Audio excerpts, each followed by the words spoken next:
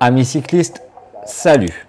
On se retrouve donc aujourd'hui sur la vidéo de la course de Lieu-Saint-Amand qui a lieu le 4 septembre 2022. Donc on devait effectuer 18 tours de 3 km 900, soit un total de 70 km 200. On a effectué cette course à une moyenne de 41,8 pour un dénivelé total de 475 mètres. Dès les premiers mètres, ça attaque de partout. Mais vous pouvez voir, je laisse faire le peloton car je m'économise un maximum, sachant que je n'ai pas de bonnes jambes sur cette course.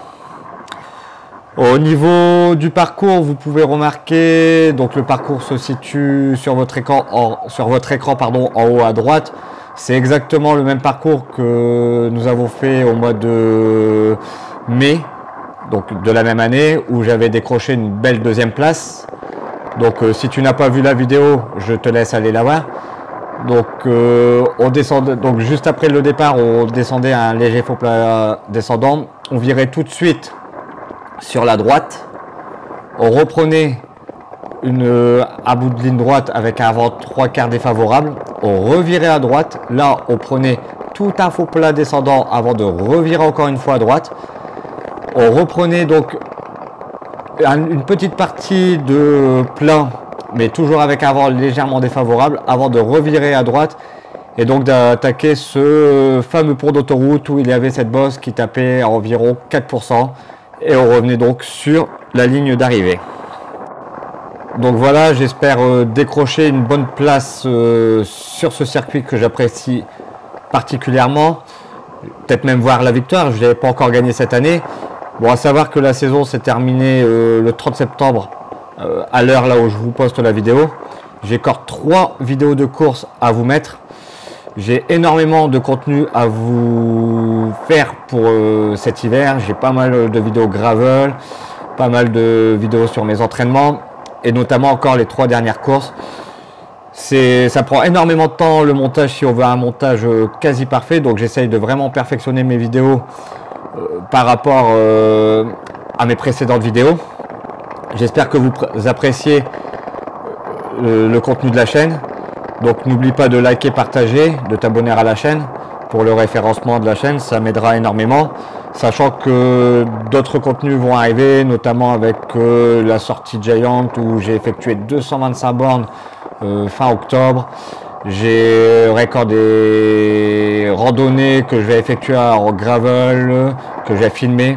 Donc l'hiver sur la chaîne ne sera pas inactif, à savoir il y aura toujours la vidéo qui sera postée.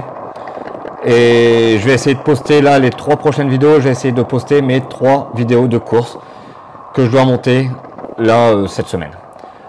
Donc je vais te laisser découvrir ce premier tour inside dans le peloton et voir ce qui peut se dire, écouter le bruit des roues, des changements de dérailleur et tout ce qui s'ensuit.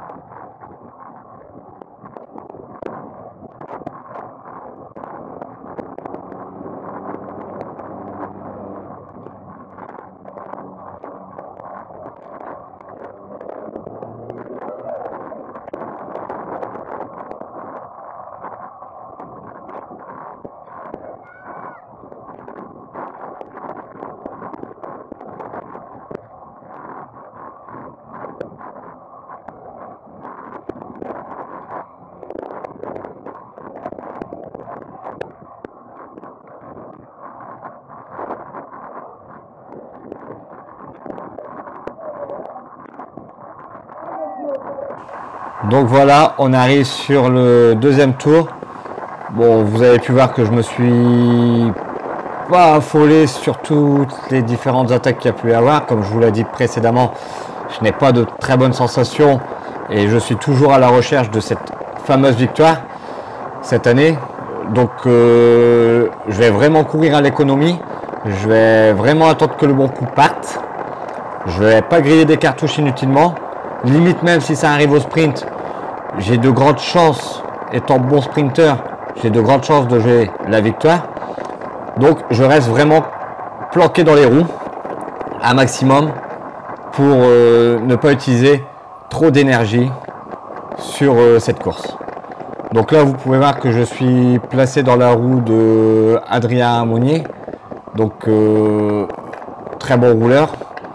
Je suis en tête du peloton quand même pour voir quand même ce qui se passe au niveau des attaques, pour pouvoir voir les éventuelles attaques et notamment si des gens comme Timothée Lalleux ou des choses comme ça partent, bah, je suis prêt à réagir et à sauter dans leur roue pour être dans la bonne échappée. Et là vous pouvez voir, donc c'est une manche de la CAPH, donc challenge de la porte du Hainaut, et le leader est juste devant moi qui est Timothée Lalleux. Donc je reste dans sa roue et le but du jeu c'est, tant qu'il n'est pas parti, je ne partirai pas. Une fois qu'il portera son attaque, il faudra que je réagisse assez vite, car lui, il va défendre son maillot. Donc là, vous pouvez voir que je suis dans sa roue, mais voilà, il va se passer quelque chose, c'est qu'il va attaquer. Issam, derrière, va le suivre, avec Michael Lamran et je ne sais plus qui, ils étaient partis à 4. Et puis, bah, moi, en fait, j'ai pas eu la force, en fait, de partir avec eux, de me dresser sur les pédales. Donc bah, j'ai raté la bonne échappée, car cette échappée là ira au bout. Si mes souvenirs, Timothée fera une deuxième place et c'est Michael qui gagnera. Je ne me souviens plus, il faudrait que j'aille revoir le classement, mais je vous invite à aller sur le site de l'UFOLEP 5962 et d'aller voir vous-même directement le classement. Donc là vous pouvez voir, l'attaque est portée. Je ne réagis pas, j'ai pas la force de y aller en fait. Donc le bon coup est parti. Je devrais me résigner soit dans un groupe de contre, soit au peloton. Vous verrez dans la suite de cette vidéo, car d'autres moments clés sur cette course se joueront. Après vérification, donc dans l'échappée, il y avait bien Michael Lamran, Timothée Lalleux, Issa Emeni et Julien Dubuisson. Donc le premier, ça sera bien Michael Lamran, suivi de Timothée Lalleux et Julien. Issa me fera 4. Sachant que Timothée et Julien sont de la même équipe. Donc derrière, l'équipe de l'US Saint-André va bloquer en fait tout ce qui peut sortir, les contre-attaques, tout ça. Mais vous verrez qu'il y aura quand même d'autres faits de course. Je viens d'aller vérifier justement le classement.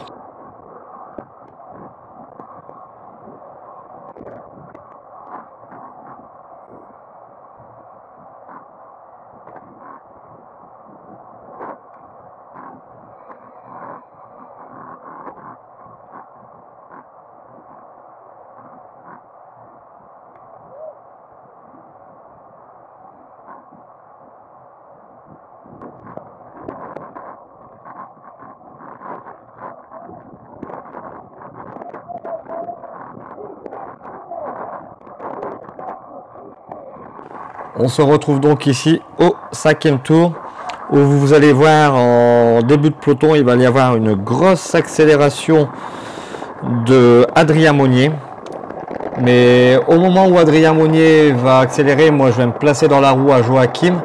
Et vous allez voir que juste dans la roue d'Adrien, il y a Cyril Catillon. Vous allez voir qu'au moment où Adrien va couper un peu son effort, Joachim va attaquer suivi de Cyril Catillon. Donc moi je vais y aller. Au moment de l'attaque, vous pouvez voir que j'envoie plus de 600 watts avec un cœur qui est vraiment énorme à 180 plus. Je vais me recaler tout de suite dans les roues, mais en fait derrière on s'organise pas trop en fait. Vous pouvez voir Joachim, il met un très gros relais. Cyril est obligé de relancer pour recoller la roue à Joachim. Moi je suis obligé de faire de même pour recoller la roue à Cyril. Donc là, on va laisser faire un gros maximum le travail Joachim. Mais derrière, en fait, le peloton réagit. Et quand on va se faire reprendre, vous allez voir que Joachim va s'énerver un petit peu. Mais après, ça se comprend parce qu'il a fait tellement d'efforts sur cette course. Il a tellement été actif que, en fait, ses efforts, lui, n'ont pas payé. Donc, c'est un peu normal qu'il s'est énervé. Car derrière nous, on ne l'a pas relayé comme il fallait pour justement essayer de créer ce groupe de contre. Mais moi, je vais vous dire, franchement, j'étais vraiment à la limite sur cette course. Je n'avais vraiment pas de bonnes sensations. Il fallait vraiment pas que je joue entre guillemets le mariole parce que sinon, à tout moment, je pouvais me faire exploser le caisson. Donc, j'ai vraiment couru à l'économie.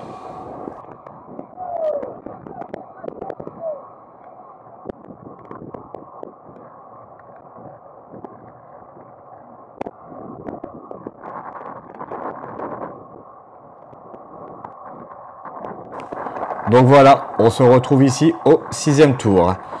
Il y a une très grosse accélération dans cette bosse qui me rappelle que j'ai vraiment mal à mes pattes. J'envoie plus de 500 watts pour rester collé dans les roues. Donc c'est une alerte qui me dit reste bien collé dans les roues, ne prends pas trop de vent car à tout moment je peux exploser. Et on n'est qu'au 6e tour sur 18, donc même pas la moitié de course. À tout moment sur la course je peux péter. Quand je vous dis que j'étais vraiment pas bien sur cette course, je n'étais vraiment pas bien. J'étais au plus mal. J'avais les grosses cuisses. J'avais pas de force. Je sais pas ce qui s'est passé ce jour-là sur cette course. Est-ce que j'avais fait une grosse semaine au niveau de mes entraînements? Je pense pas parce que j'avais rien changé. Donc, un coup de moins bien, ça c'est sûr. Après, comme on dit, on peut pas être au top tout au long d'une saison. Sachant que j'ai déjà réalisé de très beaux résultats cette saison. On approche la fin de saison, donc c'est un petit peu normal que j'ai un peu moins de force. Mais là, vous pouvez voir, il y a Marty qui attaque. Mais juste devant, il y avait déjà Cyril qui était parti avec Maxime Stenvar et je crois son père. Donc moi, je décide d'y aller. Car je me dis ça peut être un groupe de contre. Et dans ces cas-là, je rejouerai la 5e place. Mais ça sera encore une cartouche de griller pour rien. J'en ai déjà pas beaucoup et si je les grille sur des coups qui aboutissent pas au bout, bah, ça va finir très mal. Cette course va se finir très mal pour moi.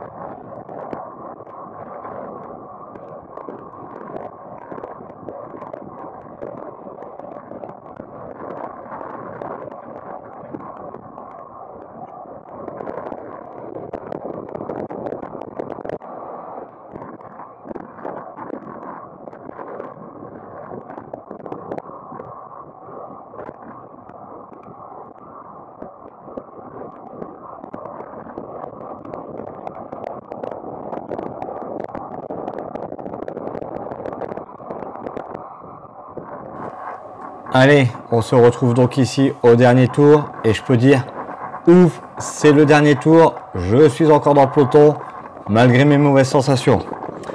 Bon, comme j'ai pu vous le dire, j'ai vraiment pas de bonnes sensations. J'ai grillé toutes les cartouches que j'avais. Donc tout ce que je vais faire, c'est que je vais rester collé dans le peloton. Je vais finir ma course au peloton.